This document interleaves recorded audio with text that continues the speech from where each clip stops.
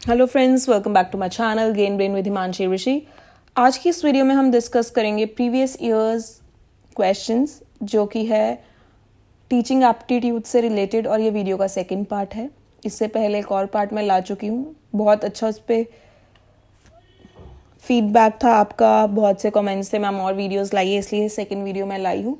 बहुत इंपॉर्टेंट है ये वीडियो बिकॉज क्वेश्चंस काफ़ी अच्छा लेवल है क्वेश्चंस का, जो एग्जाम में एकदम आपको कंफ्यूज कर देने वाला, और आप जल्दबाजी में मोस्टली गलत आंसर ही आप मार्क कर आओगे। तो आप खुद क्वेश्चंस को पढ़ना देखना, आपको 3-4 क्वेश्चंस है जहाँ पे आप कंफ्यूज हो जाओगे।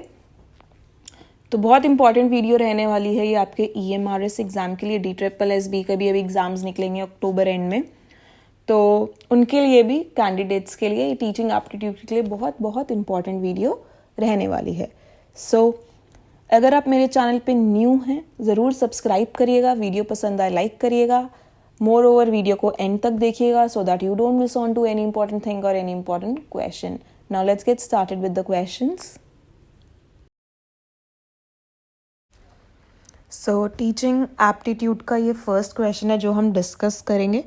सो बेसिकली ये क्वेश्चन पेपर मैंने NVS के PGT एग्ज़ाम से लिया है, ठीक है। इससे पहले वाले मैंने TGT के क्वेश्चंस डिस्कस करे थे। अगर आपने पहले की टीचिंग एप्टीट्यूड की प्रीवियस ईयर्स की क्वेश्चंस की वीडियो देखी हो, तो अब ये बेसिकली PGT से टेकन है ये क्वेश्चंस। तो आप देख सकते हैं काफ़ी कंफ्यूजिंग, और मैं बोलूँगी ईजी नहीं है, बहुत घुमाने फिराने और गलत होने के चांसेस है इन ऐसे क्वेश्चन में आंसर्स। तो यही क्वेश्चंस है जो आज हम डिस्कस करेंगे, ज़रूर एंड तक बने रहिएगा वीडियो के साथ। So first question, which one of the following statement is correct? 4 statements है, हमें बताना है इनमें से कौन सी एक स्टेटमेंट सही है। सो मैं इंग्लिश वाला पढ़ रही हूँ, जो हिंदी के स्टूडेंट्स आप हिंदी में साइड में क्वेश्चन है आप वो भी खुद से पढ़ सकते हैं, एंड साइड बाय साइड में समझा तो हिंदी में ही रही हूँ। तो चारों स्टेटमेंट्स देखते हैं। Good teachers are born not made. The word good teachers पैदा होते हैं, बनते नहीं हैं। Second, the word training should not be use in the context of teachers. जो ट्रेनिंग वर्ड है वो टीचर्स के लिए यूज ही नहीं करना चाहिए। नहीं, ऐसा तो होता है टीचर ट्रेनिंग पे तो बच्चे जाते ही after BEd। Teaching is both an art and science. जो टीचिंग का प्रोसेस है वो एक art and it is a science, एक ऐसा प्रोसेस है। Dedicated teachers are always tense. जो डेडिकेटेड टीचर्स हैं, अच्छे टीचर्स हैं, वो हमेशा दुखी रहते हैं। तो इनमें से कौन सा करेक्ट स्टेटमेंट है? सो जो इस क्वेश्चन का करेक्ट आंसर है वो है option 3, teaching is both an art and a science. So third answer यहाँ पे करेक्ट आंसर है क्वेश्चन नंबर फर्स्ट का। Next question, which one of the following is not a task of teaching?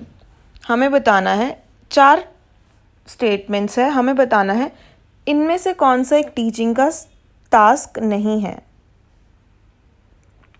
Hindi में पढ़ लेती हूँ। निम्न में से शिक्षण में कौन सा एक कार्य शामिल नहीं है, ठीक है। सो 4 ऑप्शंस है। इम्पार्टिंग फ्यूचरिस्टिक एजुकेशन, बच्चों को ऐसी एजुकेशन देना जो कि उनको फ्यूचर में हेल्प करे, ये तो टीचिंग का टास्क है। Developing a holistic view of life, मतलब लाइफ का पूरा व्यू देना, मतलब जीवन के प्रति एक समग्र दृष्टि विकसित करना, तो ये भी टीचिंग का टास्क है। डेवलपिंग फेथ टूवर्ड्स रिलीजन, मतलब बच्चों को फेथ जगाना, ठीक है, धार्मिक चीज़ों के लिए बच्चों को फेथ जगाना, धर्मों के प्रति विश्वास विकसित करना, बिल्कुल भी ये नहीं है। कोई भी टीचर ये नहीं बोलता कि आप अपना किसी भी रिलीजन के लिए, वो तो प्रोपोगेंडा हो जाता है। ऐसा नहीं होता टीचिंग लर्निंग में। हम नॉलेज इम्पार्ट करते हैं, हम ये ज़रूर बताते हैं कि इतने प्रकार के रिलीजन हैं, ठीक है, हिंदू रिलीजन हो, क्रिश्चियनिटी हो गया, सब बहुत से रिलीजन्स है, तो टीचर वो ज़रूर बता सकता है अलग अलग रिलीजन्स के बारे में, बट ये कभी नहीं सिखाता रिलीजन कि तुम इस रिलीजन को फॉलो करो या उसको मत फॉलो करो, ठीक है। सो जो यहाँ पे करेक्ट आंसर है वो भी थर्ड आंसर है, डेवलपिंग फेथ टूवर्ड्स रिलीजन। ये एक टीचिंग का प्रोसेस नहीं है, टीचिंग का टास्क नहीं है। Third question, Which one of the following is not a basic requirement of teaching? Next question. Which one of the following is not a basic requirement of teaching? निम्न में से कौन सा शिक्षण के एक मूलभूत आवश्यकता नहीं है? हमें बताना है। 4 स्टेटमेंट्स है, इनमें से कौन सी एक ऐसी चीज़ है जो कि बहुत ज़रूरी नहीं है टीचिंग के लिए। फर्स्ट है टीचिंग लर्निंग एथोस। ये थोड़ा कंफ्यूजिंग क्वेश्चन है। टीचिंग लर्निंग एथोस मतलब टीचिंग लर्निंग मेथडोलॉजीज़ हो गया, मटेरियल्स हो गया, जो भी एक टीचर को सामग्री चाहिए होती है पढ़ाने के लिए, वो ज़रूरी नहीं है टीचिंग लर्निंग के लिए। ऐसा नहीं है, ज़रूरी है। ठीक है। Next, second option content of teaching. जो टीचर कंटेंट पढ़ाना चाहता है, ठीक है, मतलब हिंदी में शिक्षण विषय वस्तु, जो टीचर कंटेंट पढ़ाना चाहता है वो ज़रूरी नहीं है टीचिंग प्रोसेस में। ऑफ कोर्स है, कंटेंट ही नहीं होगा टीचर के पास तो टीचर पढ़ाएगा क्या। Third option presence of learners. Presence of learners मतलब जो हमारे स्टूडेंट्स हैं उनकी ज़रूरत नहीं है, डेफिनेटली उनकी भी ज़रूरत है। अगर वही हमारे सामने नहीं होंगे तो हम पढ़ाएंगे किसे। Fourth option motivation of learners. अब आपको लग रहा होगा कि मोटिवेशन ऑफ लर्नर्स भी ज़रूरत है टीचिंग के प्रोसेस में, तभी ही टीचर पढ़ाएगी। नहीं, जो तीनों के ऊपर ऑप्शंस है ना, ये तो चीज़ें चाहिए ही चाहिए टीचिंग के लिए। अब स्टूडेंट्स आगे बैठे हैं, मोटिवेटेड है तो लर्नर्स सीखेंगे ज़रूर, ठीक है। बट ऑब्वियसली मैं यही कहूँगी कि टीचिंग के लिए मोटिवेशन ऑफ लर्नर्स भी ज़रूरत है। बट जो यहाँ पे मोस्ट अप्रोप्रिएट आंसर है वो यही होगा कि मोटिवेशन ऑफ लर्नर्स इतने ज़्यादा ज़रूरी नहीं है जितने कि ऊपर के 3 पॉइंट्स ज़रूरी है। हमें सारा कंटेंट चाहिए तभी टीचर पढ़ा सकता है। टीचर के पास सारी वो मेथडोलॉजीज़ होनी चाहिए, पूरा वो वातावरण होना चाहिए टीचिंग, तभी तो वो आगे पढ़ा पाएगा। ठीक है। वातावरण का मतलब ये नहीं कि क्लासरूम वगैरह, बाहर भी टीचिंग हो सकती है, बट एथोस के अंदर पूरी मेथडोलॉजीज़ और ये सब आ जाता है टीचिंग का। तो ऑब्वियसली मेथडोलॉजीज़ भी ज़रूरत है टीचिंग के लिए प्रोसेस में। तो जो यहाँ पे लीस्ट अप्रोप्रिएट आंसर है वो है मोटिवेशन ऑफ लर्नर्स। ठीक है, लर्नर्स ज़रूरत है तभी हम उन्हें पढ़ा पाएंगे। अब वो मोटिवेटेड है तो उनके लिए अच्छा है, अगर नहीं मोटिवेटेड टीचर तो तब भी पढ़ा ही सकता है ना। अब टीचर हर रोज़ क्लास में जाता है, क्लास में 40 स्टूडेंट्स है, ज़रूरी थोड़ी है कि 40 के 40 ही मोटिवेटेड होकर बैठे हुए हैं। टीचर तो फिर भी पढ़ा ही रहा है ना। तो टीचिंग प्रोसेस अगर मोटिवेशन नहीं है बच्चों में तब भी चल सकता है। Next question, which one of the following statement is correct? A good learner need to be. 4 options दिए हैं, हमें बताना है कौन सा स्टेटमेंट करेक्ट है एक लर्नर के लिए। ठीक है, एक जो अच्छा लर्नर है उसको क्या होने की ज़रूरत है। अगेन ये भी काफ़ी कंफ्यूजिंग सा क्वेश्चन है। सो जो फर्स्ट क्वेश्चन है, अ पेशेंट लिसनर। एक अच्छे लर्नर को एक अच्छा लिसनर होना चाहिए। ठीक है, एक धैर्यवान श्रोता हो, मतलब एक अच्छा लिसनर हो। Second, a devotee of his और हर टीचर, अपने अध्यापक का भक्त हो। Third option, a good personality, एक अच्छे व्यक्तित्व वाला हो, एक अच्छी उसकी पर्सनालिटी हो तभी वो अच्छा लर्नर होगा। या फिर एन ओबीडियंट पर्सन, आज्ञाकारी व्यक्ति हो। अगेन कंफ्यूजिंग है चारों ही ऑप्शंस। सो जो इस क्वेश्चन का करेक्ट आंसर और जो मोस्ट अप्रोप्रिएट आंसर है वो है ऑप्शन 1। ठीक है, अ गुड लिसनर, एक अच्छा लर्नर वही है जो शांति से बैठकर जो टीचर समझा रहा है उसे सुने और सुनने के बाद अपने डाउट्स भी क्लियर करे। तो ये तो नहीं लिखा डाउट्स भी क्लियर करे, बट एक अच्छा लर्नर वही है जो सुने सबसे पहले। ठीक है, गुड लिसनर होना चाहिए। अगर आपको पता है LSRW सबसे इम्पॉर्टेंट स्किल्स होती है। ठीक है, क्या है ये? Learn, listening, speaking, reading and writing. So जो सबसे इम्पॉर्टेंट स्किल है ना किसी भी इंसान में LSRW में, तो वो कौन सी है? लिसनिंग। ठीक है, जो सबसे इम्पॉर्टेंट स्किल है वो लिसनिंग है। अगर हम सुनेंगे तभी हम पढ़ना भी सीखेंगे, तभी हम लिखना भी सीखेंगे, तभी हम बोलना भी सीखेंगे। तो लिसनिंग एक मोस्ट इम्पॉर्टेंट स्किल है, सिर्फ एक लर्नर के लिए नहीं बट हर एक इंसान के लिए भी। सो जो इस क्वेश्चन का करेक्ट आंसर है वो है option 1। Next question, an average learner, ये काफ़ी कंफ्यूजिंग क्वेश्चन मुझे खुद लगा, ठीक है। एक जो एवरेज लर्नर है वो क्या है, 4 ऑप्शंस दिए हैं, उनमें से बताना है। हिंदी में भी पढ़ लेती हूँ। एक औसत अधिगमकर्ता क्या है या ठीक है, 4 ऑप्शन से बताना है। Is driven by self interest, मतलब आत्मरुचि से चलने वाला होता है। एक जो एवरेज लर्नर है वो अपने हिसाब से चलने वाला होता है, अगर मन करेगा तो पढ़ेगा, नहीं करेगा तो नहीं पढ़ेगा, जो उसका मन करता है वो करता है।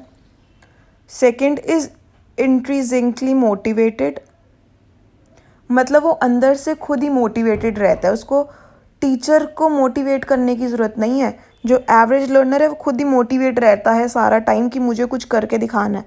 सो ये एवरेज लर्नर ऐसा तो नहीं होता। जो मतलब बहुत गिफ्टेड स्टूडेंट्स होते हैं ना, वो ऐसे होते हैं जो खुद से ही अंदर से मोटिवेटेड रहते हैं, बट नॉट एवरेज लर्नर्स। अच्छा, एवरेज लर्नर्स होते क्या है? एवरेज लर्नर्स मतलब जो बहुत ज़्यादा इंटेलिजेंट भी नहीं है और बहुत ज़्यादा मतलब नालायकों की कैटेगरी में भी नहीं आते, तो 60-70% वाले ये एवरेज लर्नर्स कहलाते हैं। थर्ड ऑप्शन देखिए, इज़ मेंटली अलर्ट, जो एवरेज लर्नर है वो सारा टाइम अलर्ट रहता है, सारा का सारा टाइम, बिल्कुल ठीक है, मानसिक रूप से सजग होता है। सो नहीं, ये भी एक गिफ्टेड स्टूडेंट की ही कैरेक्टरिस्टिक है कि वो सारा टाइम मेंटली अलर्ट रहता है। एवरेज लर्नर कभी कभी अलर्ट होता है, थकता है तो इतना अलर्टनेस उसकी ख़त्म भी हो जाती है। Fourth, fears from taking risk, वो रिस्क लेने से डरता है, जोखिम लेने से डरता है।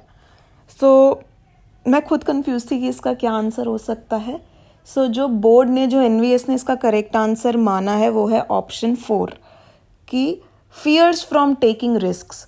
जो एक एवरेज लर्नर है वो जोखिम लेने से डरता है, जो टीचर ने उसे कह दिया बस वो वही मानता है, वही उसको दिल करे तो फॉलो करेगा, ठीक है। ऐसा नहीं कि अपने हिसाब से नहीं चलता, बट एवरेज लर्नर की यही कैरेक्टरिस्टिक है।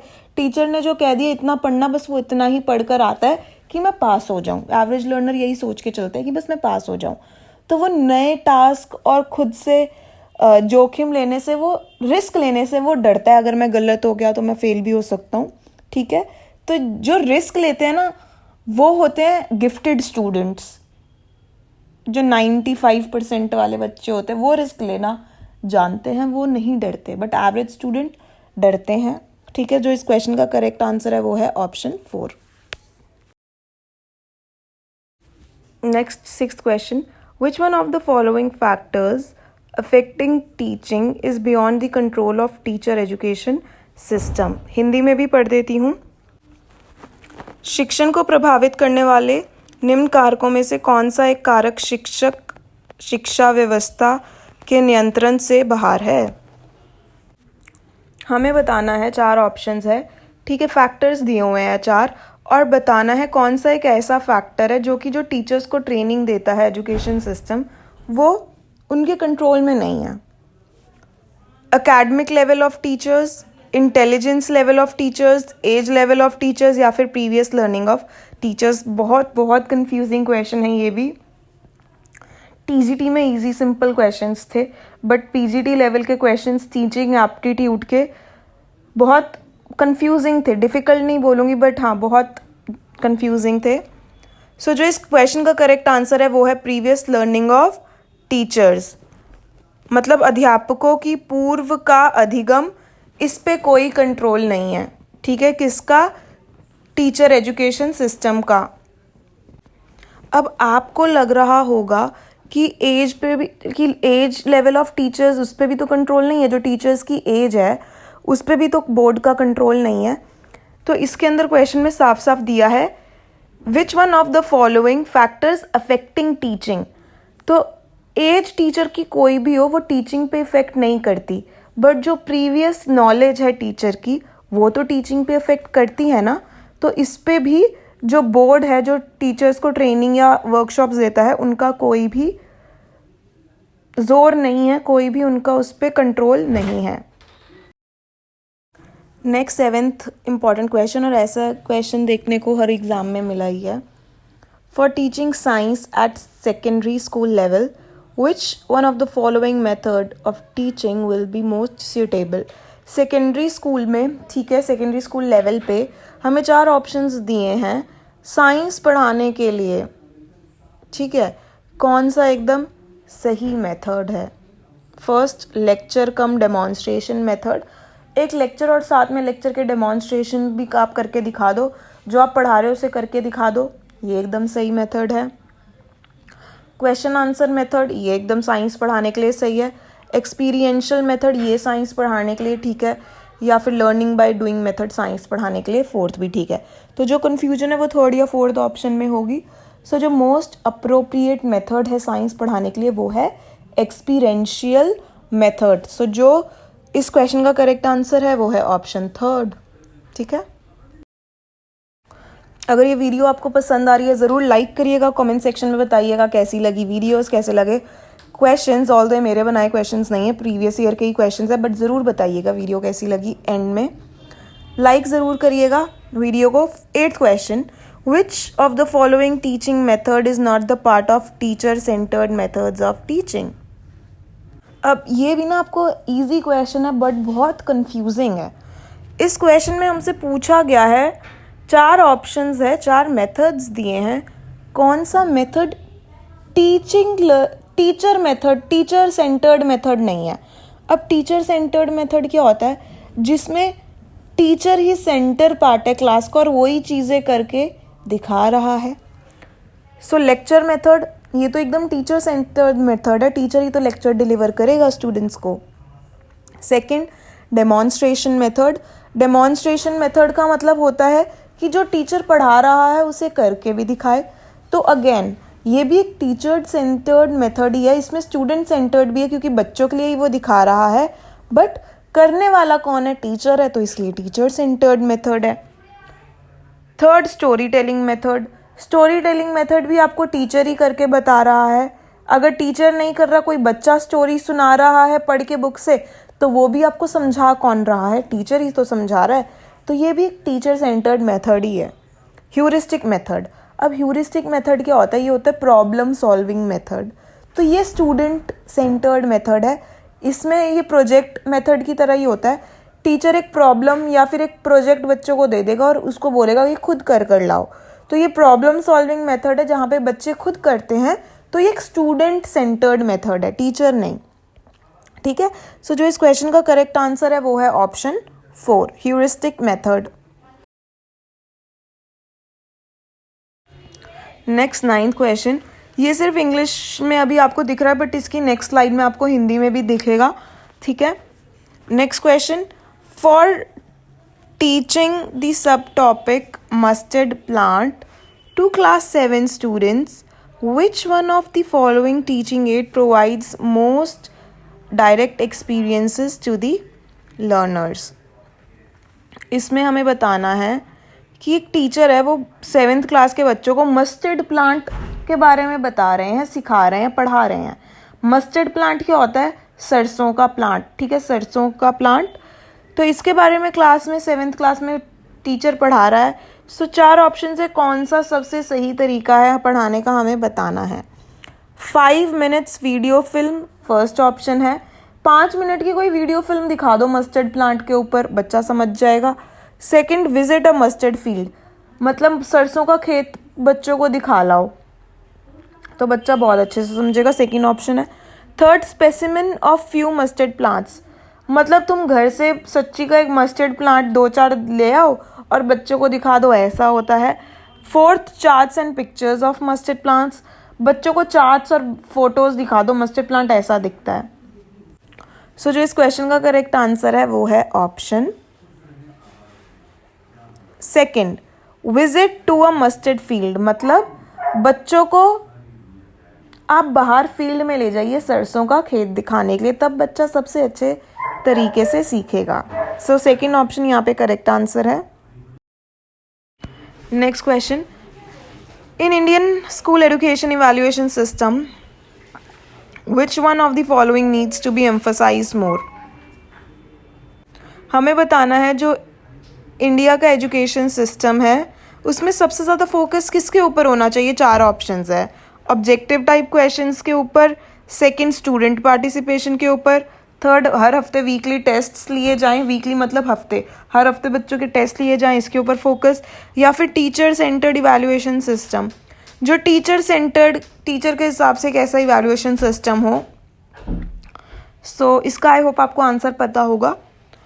जो इस क्वेश्चन का करेक्ट आंसर है वो है सेकंड ऑप्शन, स्टूडेंट पार्टिसिपेशन। जो इंडिया का एजुकेशन सिस्टम है सबसे ज़्यादा फोकस करता है कि जो बच्चे ज़्यादा से ज़्यादा पार्टिसिपेट करें टीचिंग लर्निंग प्रोसेस में। सो जो यहाँ पे करेक्ट आंसर है वो है सेकंड ऑप्शन। सो अभी जो मैंने ऊपर 9th और 10th क्वेश्चंस करवाए उसी का ये हिंदी का ट्रांसलेशन है। वहाँ पे ये सेट नहीं हो रहा था इसलिए मैंने नेक्स्ट स्लाइड में डाल दिया, तो आप खुद पढ़ सकते हैं। आंसर्स मैंने ऊपर ऑलरेडी डिस्कस कर लिए, समझा लिए। सो इस वीडियो में इतना ही था। Thank you so much for watching the video. I hope video आपको पसंद आई हो, वैल्यूएबल लगी हो। अच्छी लगी हो तो ज़रूर लाइक करिएगा, कमेंट सेक्शन में फीडबैक ज़रूर दीजिएगा कैसी लगी। Thank you for watching. Have a good day.